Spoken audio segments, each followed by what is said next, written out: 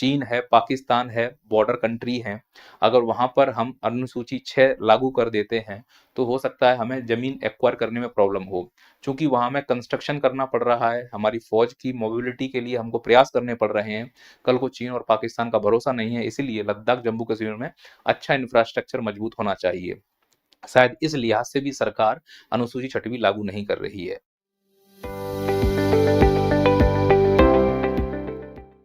चाहे सड़कों को अंतरराष्ट्रीय स्तर का बनाना हो, 3 तलाक जैसे कुप्रथाओं को समाप्त करना हो, यूपीआई ट्रांजैक्शन को अंतरराष्ट्रीय स्तर की पहचान दिलाना हो, या फिर राम मंदिर बनाना, ये वर्तमान सरकार की उपलब्धियां हैं, इन्हें नकारा नहीं जा सकता।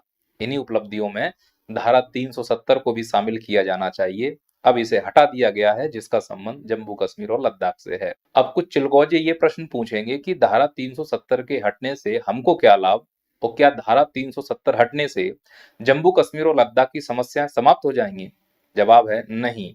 इस धारा के हटने से समस्याएं तो समाप्त नहीं होंगी वहां की, लेकिन इतना कंफर्म है कि अब वो समस्या हमारी हो जाएंगी। और बीजेपी सरकार की ये विशेषता रही है, खासकर हमारे मोदी जी की, वो एक बार किसी को अगर अपना मान लें तो आप ये समझना कि उसकी लंका लगना तय है। आपको यकीन नहीं आता तो खट्टर साहब से पूछिए। मोदी जी ने एक बार खट्टर साहब की तारीफ की थी, खट्टर साहब फूल के कुप्पा हो गए, बाद में मालूम चला कि मोटरसाइकिल पे पीछे सीट गायब हो चुकी है, अब मोदी जी उस पे नहीं है।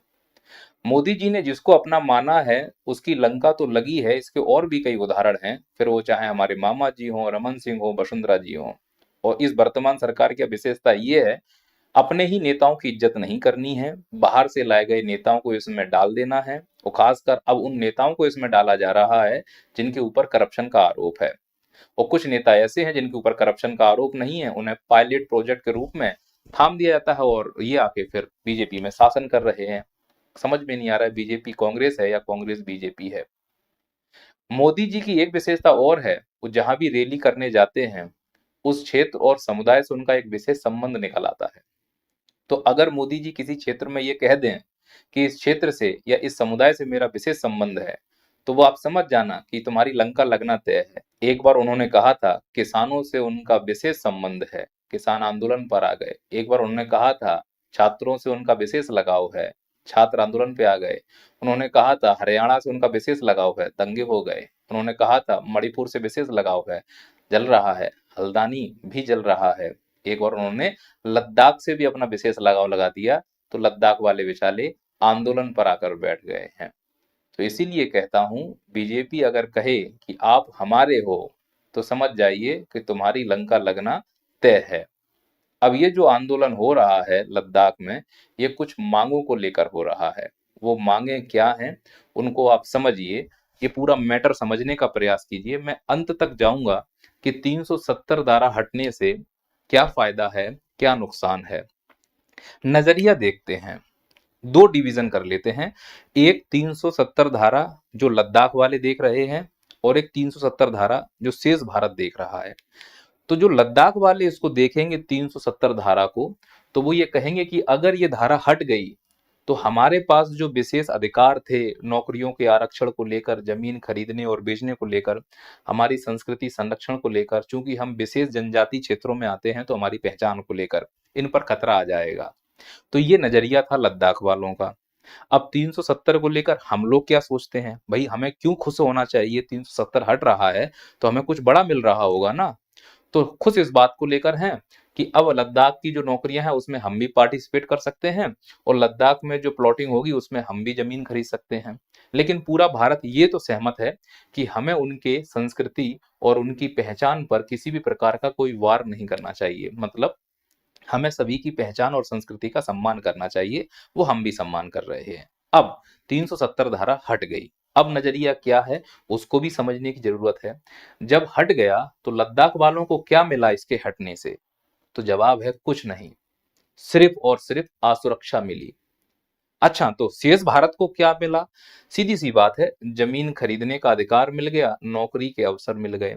तुम मुझे एक बात बताओ, नौकरी के अवसर तो उत्तर प्रदेश, बिहार, मध्य प्रदेश में भी हैं, और नौकरी यहाँ कैसे मिलती है? पहले पीठ पे लाठियां खाओ, आंदोलन करो, उसके बाद आपको नौकरी के लिए योग्य माना जाएगा। तो लद्दाख में तुम नौकरी करने क्यों जाओगे? दूसरी बात, जमीन खरीदने की बात है तो तुम तो नहीं खरीद पाओगे, क्योंकि उसके लिए पैसा चाहिए, और पैसा तब आएगा जब रोजगार हो। तुम तो पहले से बेरोजगार हो, तो तुम तो प्लॉटिंग करने से रहे जम्मू कश्मीर और लद्दाख में। कौन करेगा प्लॉटिंग? ये तुम्हारी बुद्धि के ऊपर डिपेंड कर रहा है। जिसके पास पैसा होगा, जो इलेक्टोरल बॉन्ड खरीद सकता है, वही वहां पे प्लॉटिंग कर सकता है। भाई, जो करोड़ों के चंदे दे सकते हैं, उन्हीं की औकात है वहां पर जमीन खरीदने की।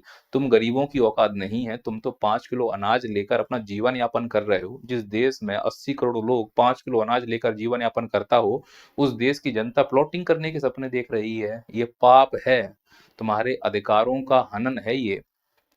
तो सर, इनकी क्या मांगे हैं? जो लद्दाख में अब लोग आंदोलन कर रहे हैं, उनकी क्या मांगे हैं 300 धारा 70 हटने के बाद? सीधी सी बात है, वो ये चाह रहे हैं कि जो हमको असुरक्षा फील हो रही है, उसको लेकर आप हमारी मांगों को पूरा कर दो। जब तक आप मांग पूरी नहीं करोगे, तब तक हम आंदोलन पर बैठे हैं।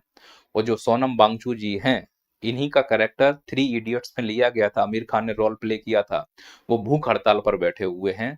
लाखों की जनसंख्या वहां पर इस प्रकार के आंदोलन कर रही है, और अपनी मांगों को लेकर वो हड़ताल पर बैठे हुए हैं। मांग बहुत क्लियर है। पहला, लद्दाख को पूर्ण राज्य का दर्जा दे दिया जाए। इससे राज्य सूची वहां पर लागू हो जाएगी, और राज्य सूची के जितने विषय हैं उसमें वो निर्णय लेने के लिए सक्षम हो जाएंगे। कुल मिला के वहां पर एक विधानसभा हो जाएगी। दूसरा, जो छठवीं अनुसूची है, वो यहाँ पर लागू कर दी जाए। इस मांग में सबसे खतरनाक है छठवीं अनुसूची। इसी को लेकर सरकार थोड़ा झिझक रही है। क्यों झिझक रही है, उसके पीछे के कारण भी हैं। हम आगे की वीडियो में इस पर जरूर बात करेंगे। एक मांग और है कि जो संसदीय सीटें हैं, अभी एक है, उसको बढ़ाकर 2 किया जाए।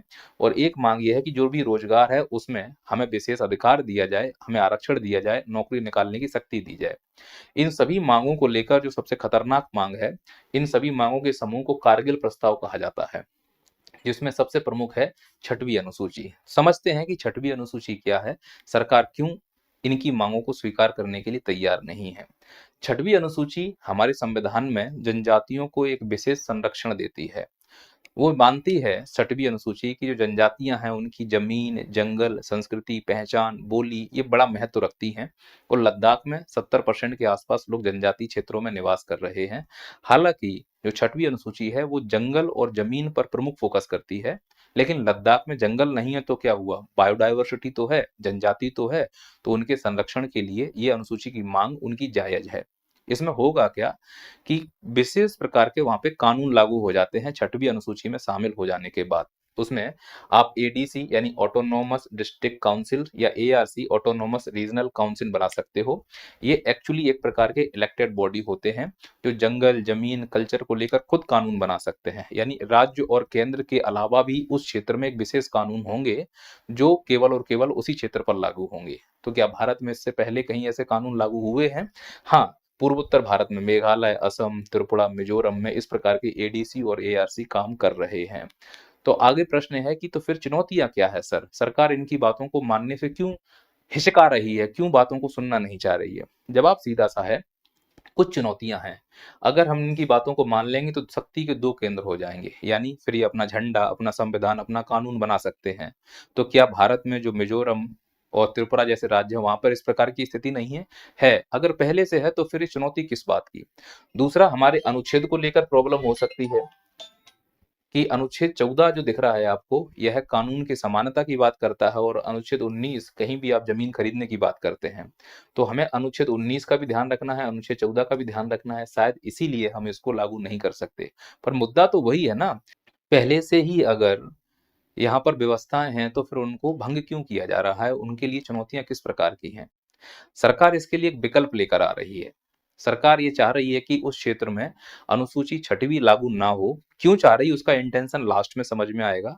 लेकिन सरकार को समझ में आ रहा है कि हाँ, तुम्हारा एक विशेष क्षेत्र है, तुम्हारे पास विशेष पारिस्थितिक तंत्र है, उसकी रक्षा करने के लिए हमें कुछ विशेष प्रकार के कानून बनाने चाहिए। तो ऐसी एक आर्टिकल है 371। 371 थोड़ा सा अलग है अनुसूची छठवीं से। अनुसूची छठवीं जनजाति क्षेत्रों को संरक्षण देती है। 371 किसी भी क्षेत्र को संरक्षित करने का अधिकार देता है। भारत के कई राज्यों में ये 371 लागू है। तो सरकार 371 अगर लागू करती है जम्मू कश्मीर और लद्दाख में, तो उन क्षेत्रों में जहां संकट है, वहां को संरक्षित किया जा सकता है, और विशेष प्रकार के कानून बनाने का अधिकार वहां पर दे दिया जाएगा या फिर कानून बनाकर तैयार कर दिए जाएंगे। तो अगला प्रश्न ये है, क्या छठवीं अनुसूची की मांग जायज है? प्रश्न बड़ा है, अगर 370 की बात चल रही है इसका मतलब छठवीं अनुसूची को लेकर कुछ प्रॉब्लम है। जायज मांग है कि नाजायज मांग है? तो मेरा जवाब है छठवीं अनुसूची की मांग जायज है। यह मैं बोल रहा हूं बीजेपी का जो प्रोस्पेक्टस आया था, घोषणा पत्र आया था, उन्होंने 2019 में बोला था कि अगर हमारी सरकार बनी तो हम लद्दाख को छठवीं अनुसूची में, यानी कि लद्दाख जम्मू कश्मीर को छठवीं अनुसूची में शामिल कर देंगे। 2019 में उन्होंने बात बोली थी, 2024 के चुनाव आ गए दोबारा से, उन्होंने अपनी बात पे अमल नहीं किया। खैर, ये बीजेपी की विशेषता है, कहते कुछ और हैं, करते कुछ और हैं। अच्छा, मान लो इस छठवीं अनुसूची की मांग जायज है। अब इसके दो क्वेश्चन खोलता हूं मैं। पहला, अगर मांग नहीं मानी गई तो जो सरकार के लिए आंदोलन पर बैठे हैं, लद्दाख के जितने भी वीर योद्धा हैं, जो हर समय हमारी सहायता करते हैं, चाहे खुफिया जानकारी निकालना हो, फौज को रास्ता दिखाना हो, लद्दाख कभी भी चीन के पक्ष में नहीं जाता, भारत के पक्ष में खड़ा होता है, सच्चे देशभक्त हैं वो लोग। और वो कई दिनों से भूख हड़ताल पर बैठे हुए हैं, वो भी ठंडी के दिनों में, माइनस टेम्परेचर होता है। और सोच कर देखो कि सरकार ने उनकी छठवीं अनुसूची की मांग को जायज नहीं माना और रिफ्यूज कर दिया, मांग नहीं मानी गई, तो फिर किसको फायदा होगा अगर मांग नहीं मानी गई? तो सीधी सी बात है, उन लोगों को जो खनिज कंपनियां हैं और जो निर्माण का काम कर रही हैं। क्योंकि अगर मांग नहीं मानी गई तो फिर जम्मू कश्मीर और लद्दाख के किसी भी एरिया में जमीन खरीदी जा सकती है, खनन किया जा सकता है, पुल बनाए जा सकते हैं, रोड बनाए जा सकते हैं। तो ये फायदा हो जाएगा खनिज कंपनियों को। खनिज कंपनी तुम्हारी नहीं है, उसी की होंगी जिन्होंने इलेक्ट्रल बॉन्ड खरीदे हैं। फायदा एक ये भी सरकार की तरफ से देखा जा सकता है, क्योंकि चीन है, पाकिस्तान है, बॉर्डर कंट्री है। अगर वहां पर हम अनुसूची 6 लागू कर देते हैं तो हो सकता है हमें जमीन एक्वायर करने में प्रॉब्लम हो, क्योंकि वहां में कंस्ट्रक्शन करना पड़ रहा है, हमारी फौज की मोबिलिटी के लिए हमको प्रयास करने पड़ रहे हैं। कल को चीन और पाकिस्तान का भरोसा नहीं है, इसीलिए लद्दाख जम्मू कश्मीर में अच्छा इंफ्रास्ट्रक्चर मजबूत होना चाहिए। शायद इस लिहाज से भी सरकार अनुसूची छठवीं लागू नहीं कर रही है। पर उससे ज्यादा तो ये है, कंस्ट्रक्शन तो पहले भी हो रहे थे, और कंस्ट्रक्शन जब होगा तो वो ऐसे क्षेत्रों से भी किया जा सकता है जहां अनुसूचित जनजातियां प्रभावित नहीं हो रही हों। पर इंटेंशन तो ये है कि अगर अनुसूचित जनजाति का ये छठवीं सूची लागू नहीं होगी तो वहां पे जमीन खरीद के आसानी से खनन किया जा सकता है। और आपको तो पढ़ा ही होगा आप लोगों ने कि जम्मू कश्मीर में विशेष प्रकार का खनिज निकला है, और उस खनिज का उत्खनन होने के लिए इस प्रकार की अनुसूची का लागू ना होना बहुत जरूरी है। तो सर, नुकसान किसको होगा? वहां के पर्यावरण को। अगर लागू नहीं हुआ तो कोई भी आके खनन उत्खनन करेगा, और वो पूरा वल्नरेबल क्षेत्र है, संवेदनशील क्षेत्र है, भूस्खलन होगा, बादल फटने की घटना होंगी, एवलांचे यानी हिमस्खलन होगा। ये सब घटनाएं आपको देखने को मिलती हैं, अखबार में सुनते भी हो कि इस जगह भूस्खलन हो गया, फलाना हो गया, ढिकाना हो गया। उदाहरण के तौर पर, अगर मान लो कि ये मांग मान ली जाती है, सरकार पिघल जाती है कि नहीं तुम आंदोलन पर बैठे हो, तुम्हें छठवीं अनुसूची का दर्जा दे दिया जा रहा है, तो किसको फायदा होगा? उन जनजातियों को जो वहां रह रहे हैं। एक तो वो प्रतिशत में बहुत ज्यादा हैं, इसीलिए वहां पर लागू होना चाहिए। दूसरा, एक संवैधानिक अधिकार भी है, और दूसरा एक लोकतांत्रिक अधिकार भी है, उनकी भी रक्षा होगी। तो नुकसान किसका हो सकता है? हो सकता है कि हम लोगों का नुकसान हो। आप ऐसे देखो, भारत की सुरक्षा कमजोर रह जाएगी, हम इंफ्रास्ट्रक्चर उतनी मजबूती से नहीं बना पाएंगे। ये सरकार की ओर से पक्ष है। तो सर, दिक्कत क्या आ रही है? क्यों नहीं सरकार बातों को सुनना चाहती है, और क्यों नहीं आसानी से सरकार अनुसूची छठवीं लागू कर रही है? देखो, सरकार अनुसूची छठवीं तो लागू नहीं करेगी, उसके स्थान पर आर्टिकल 371 आ जाएगा। आर्टिकल 371 ये मानो कि अनुसूची छठवीं का छोटा रूप है। तो लागू इसलिए नहीं कर रही है कि एक तो खनन नहीं हो पाएगा, तो शायद सरकार के जो मित्र हैं इलेक्टोरल बॉन्ड वाले, वो नाराज हो जाएं और सरकार को चंदा ना दें। दूसरा ये है कि वहां बड़े बड़े पर्यटन के लिए 5 स्टार होटल नहीं बन पाएंगे। 5 स्टार होटल तुम तो बना नहीं पाओगे, बनाना छोड़ो, तुम तो 5 स्टार होटल का एक रात का किराया नहीं भर सकते। उसके लिए पैसा चाहिए, पैसे के लिए काम चाहिए, काम तो है ही नहीं है, बेरोजगार हो तुम लोग। और निर्माण कार्य जो होगा, पुल रोड जो बन रहे हैं, टनल बन रहे हैं, निश्चित तौर पर उससे हमारी सुरक्षा मजबूत हो रही है, पर उससे हमारे पर्यावरण को भी नुकसान हो रहा है। सर, सरकार को इतने शक के घेरे में क्यों देख रहे हो आप? सरकार किसी के लिए बुरा थोड़ा ना सोचती है, बिल्कुल सही बात है, लेकिन सरकार का जो पिछला भूतकाल है, चाहे वो निर्णय लेने के मामले हो या वादा करने के मामले में हो। निर्णय लिया था कृषि कानून का, हम कैसे बोलें कि इनके निर्णय हमेशा सही होते हैं? कृषि कानून उन्होंने वापस लिया, इसका मतलब इनके निर्णय गलत भी हो सकते हैं। विमुद्रीकरण, डिमोनेटाइजेशन हुआ था, अभी हमारी सरकार ने एक पत्र भेजा है सब लोगों को, जिसमें उन्होंने बताया है कि हमने कैसे उपलब्धियां हासिल की हैं। उसमें विमुद्रीकरण का चर्चा नहीं है। हमारे प्रधानमंत्री कभी भी किसी रैली में विमुद्रीकरण की बात नहीं करते हैं, डिमोनेटाइजेशन की बात नहीं करते हैं। इसका मतलब सरकार के ये निर्णय फेलुअर हैं, इसीलिए सरकार के निर्णयों पर शंका होती है। वादे अगर ये कर देते हैं, बाद में निभाएंगे कि नहीं निभाएंगे उस पर भी शंका है। 2 करोड़ रोजगार और 15 लाख काला धन वाला कहानी तो सबको मालूम है। गृह मंत्री जी बोलते हैं यह एक जुमला है, यानी कि हम आपको जुमले के रूप में ही प्रस्तुत कर रहे हैं। तो ये प्रमुख रूप से ये है। अब आपका क्या निष्कर्ष है कि लागू होना चाहिए या नहीं होना चाहिए, वो आपके ऊपर है। मुझे कमेंट करके बताइए कि उनका जो मांग है वो जायज है या नहीं। और कोई अगर आपको सलाह मशवरा देना है तो निश्चित तौर पर मुझे मैसेज कीजिए। यदि आप किसी एग्जाम की तैयारी कर रहे हैं, कॉम्पिटिटिव एग्जाम की, तो आप नैया पार का एप्लीकेशन डाउनलोड कर सकते हैं। इसमें सभी एग्जामों के लिए आपको रिकॉर्डेड लेक्चर अवेलेबल होंगे, पीडीएफ नोट्स अवेलेबल होंगे। एक बार कंटेंट जरूर चेक कीजिए आके।